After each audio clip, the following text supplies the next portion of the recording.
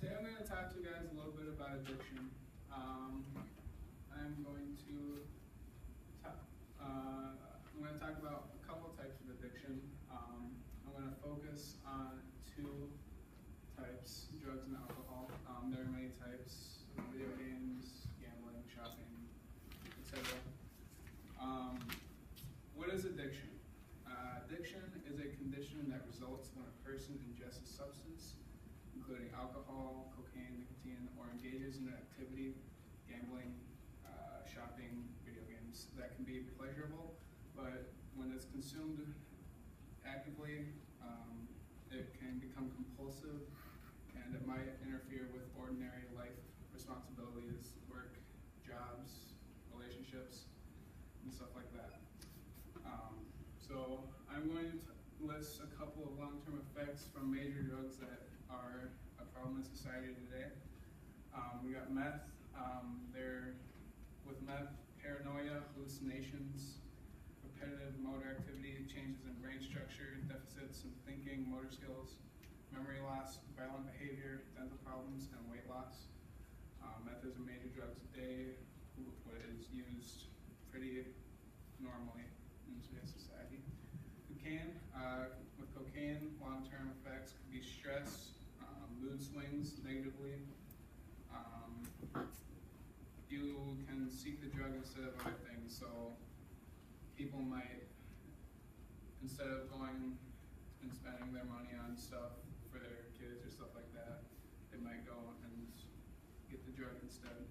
And heroin, long-term effects include physical structure, deterioration of the brain's white matter, which would, in case, affect decision-making, regular behavior, and responses in stressful situations. Long-term effects of alcohol. All alcohols are similar. They have the same effect that will happen. Some alcohols just make it go faster. Beer, compared to whiskey will get the person drunk faster.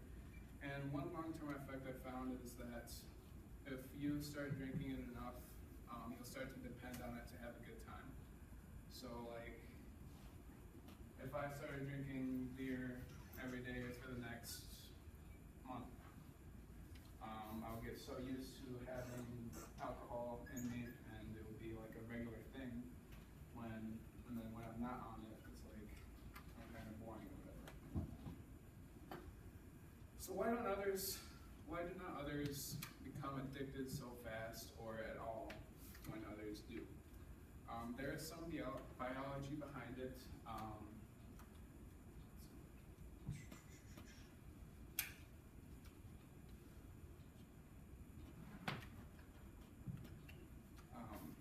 Genes that people are born with account for about half of a person's risk for addiction. So if your parents took drugs regularly and they drank regularly, you have about half of a chance of getting that just from being born without having a say or in it. Environment, so what you're around, friends, family. If your friends are going out every weekend, going to parties and drinking, you probably might want to go with them. And when you do, you have a higher chance of getting addicted as well. And development, so the younger the age that you take in those substances, the more of a possibility that you will have of getting addicted to them when you're getting raised up. Cures. Results from the NIDA say that prevention programs including families, schools, communities, and or media are effective from preventing or reducing drug use and addiction. So I'm not sure exactly